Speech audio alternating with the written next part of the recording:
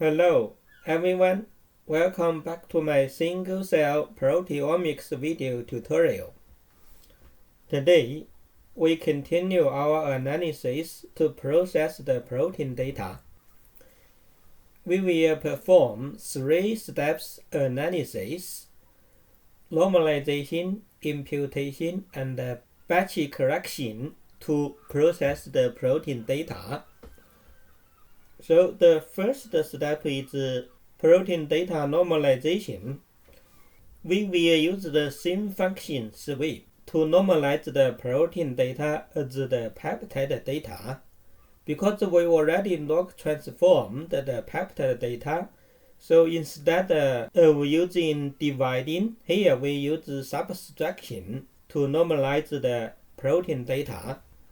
First, we normalize the column data. We can subtract the column data with the mean value, and we named the C as proteins normal column. Let's run the subtraction. Next, we normalize the row data. Then we subtract the row data with row means, and we name the new C as protein normalization. So let's normalize the row data. So the second step is the imputation. The protein data also contains lots of missing values. So we can use the impute function to replace the missing values. So first we can have a look at the average percentage of missing values for all the proteins. We can calculate it. You can see in this demonstration dataset, we have more than 36% missing values for all the proteins.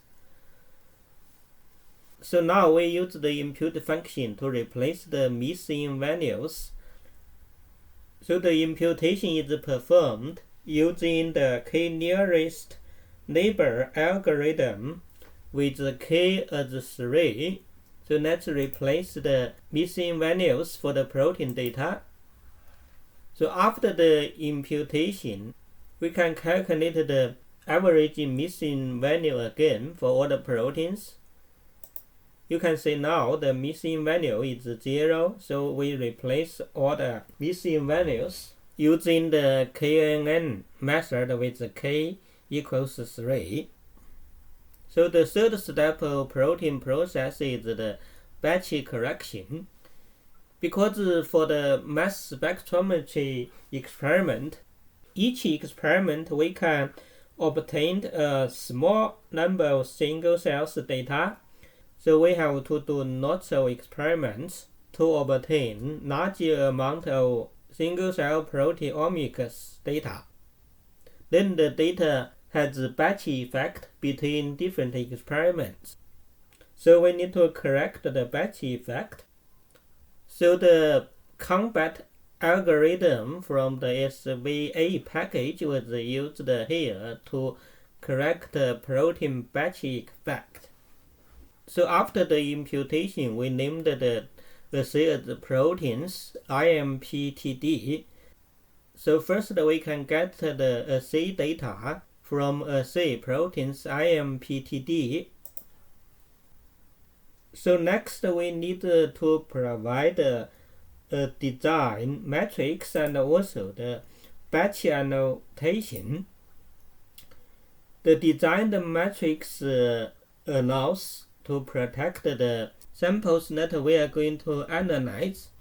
So in this dataset, the samples are in the co-data sample type. So let's provide the batch annotation and the design matrix to combat. Now we can load the package SVA in order to use the combat method.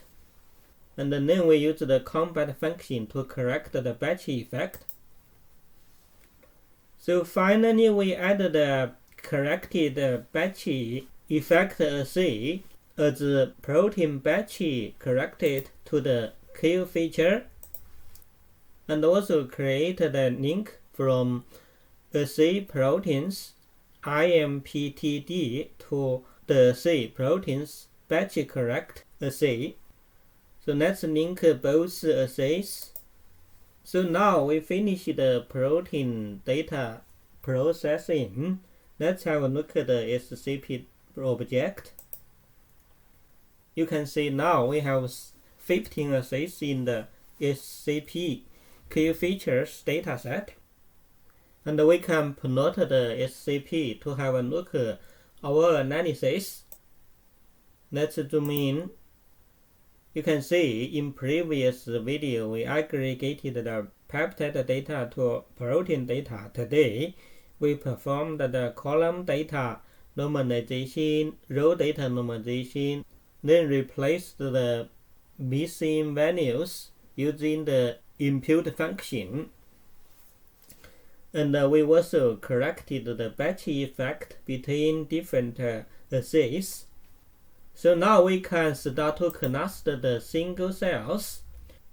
So the online tutorial uses the scatter package. So let's first load the scatter package in order to cluster the cells. Because we already normalized the data, then we just need to run PCA.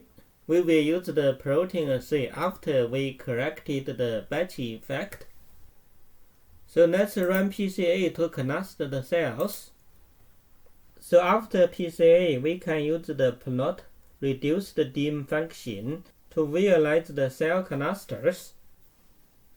So the object will be proteins batch correct, and we specify the PCA as a dimensional reduction method using the dim red argument, and we use the color by function to show different color for the sample type. In this case, we have macrophages and monocyte. So let's run the plot reduced dim function for the object.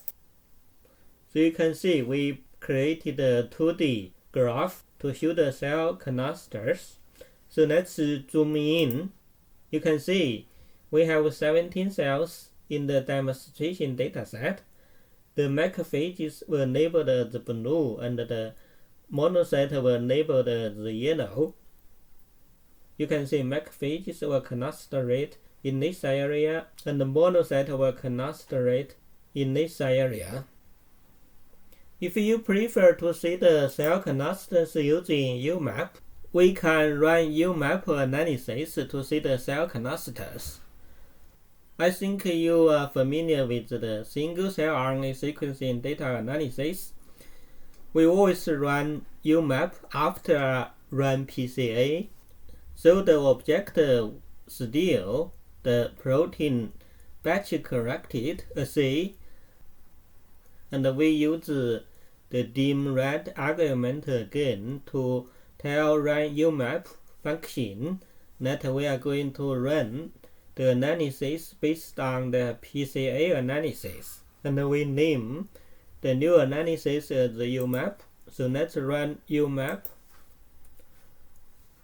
After Umap, we can use the same plot function, plot reduced dim, to plot the cell clusters. Now we specify the dim red as Umap, and the color by function still is the sample type. So let's plot the cells to show Umap clusters. So we created a Umap 2D figure here. Let's zoom in again. You can see the macrophages are still labeled as blue color and the monocytes are labeled as orange color. Macrophages were clustered on top in this area and the monocytes were clustered in this area. Okay, that's the full tutorial for the SCP package. I hope all my video tutorials for the SCP package could help your single-cell proteomics data analysis. Please subscribe to my channel if you haven't to do so. Thank you, and I hope to see you in my next video tutorial.